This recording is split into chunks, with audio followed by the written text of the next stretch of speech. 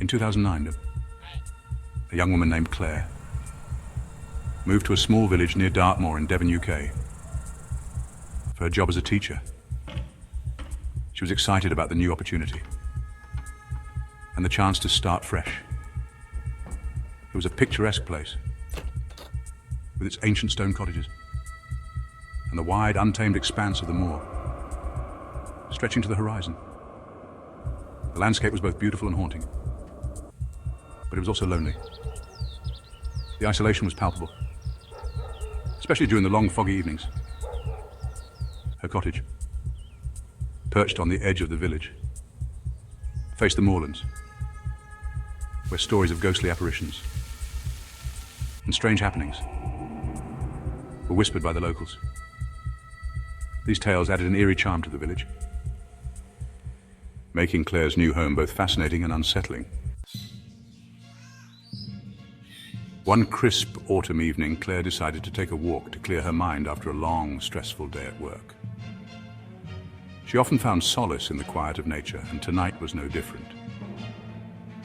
The setting sun bathed the landscape in a warm, amber light, casting long shadows that danced with the gentle breeze. The cool air was bracing, invigorating her senses and making her feel more alive. She wandered farther than usual, crossing an old stone bridge that creaked underfoot and climbing to a rocky outcrop known as Wistman's Tor.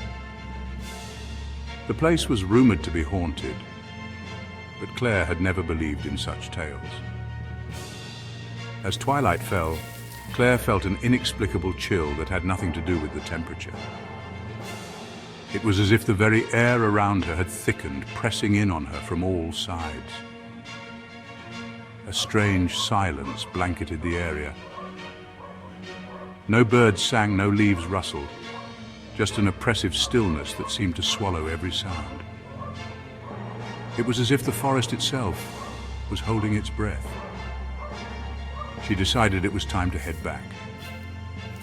But as she descended the slope, she caught movement out of the corner of her eye. Her heart skipped a beat. A tall, shadowy figure stood on the ridge above her, silhouetted against the dimming sky. It was unnervingly still, almost as if it were waiting for something. It was not a person, at least not entirely. Its form was indistinct, its edges shimmering like heat waves on a summer's day. Claire felt a deep, primal fear take hold of her. The figure did not move, but seemed to watch her, its presence heavy and malevolent. Claire's breath quickened, and she felt a cold sweat break out on her forehead. Fear clawed at her chest as she quickened her pace, stumbling over the uneven ground. She dared not look back, but she could feel the shadow's gaze burning into her. The shadow followed. It didn't walk or run, but glided, always keeping the same distance from her. No matter how fast she moved, it was always there, just behind her. The faster she moved, the more her panic grew, but the figure never faltered. It was as if it was toying with her, enjoying her fear. By the time she reached the bridge, the air was filled with an eerie, low hum, like the vibration of unseen wings. It was a sound that seemed to resonate deep within her bones. When she crossed the bridge, the hum stopped abruptly. She turned to look back, and the shadow was gone, as if it had dissolved into the night. Shaking, she ran home and bolted the door behind her, her heart pounding in her chest. She felt a fleeting sense of relief, but knew it was not over. For the rest of the evening, she refused to look out the windows, convinced she might see it standing just beyond the glass. The memory of the shadow haunted her thoughts. Claire knew that something had changed that night. The shadow had left its mark on her, and she feared it might return. She could only hope that the dawn would bring some semblance of peace.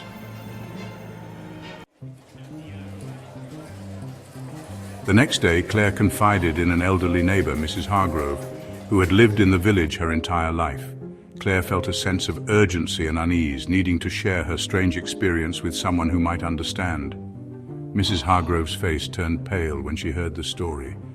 Her eyes widened with a mix of fear and recognition, as if she had heard similar tales before. "Mrs. Hargrove, you crossed the old stone bridge after sunset," she whispered, clutching her teacup so tightly that her knuckles turned white. "You must never do that.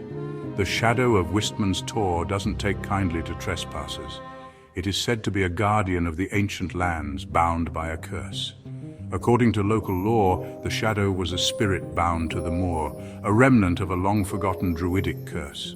The villagers believed it was a protector of the sacred grounds. It guarded the Tor and its surroundings, appearing to those who wandered too far after dark. The shadow was known to be relentless and unforgiving. Few who encountered it escaped without consequence. The stories of those who did were filled with terror and warnings, passed down through generations. Claire dismissed the story as a folk tale, but that night she woke to the sound of faint humming outside her bedroom window. She froze, her breath catching in her throat. The window was shut, the curtains drawn, but she could feel it. The oppressive presence of the shadow lingering just beyond the glass. She didn't dare look.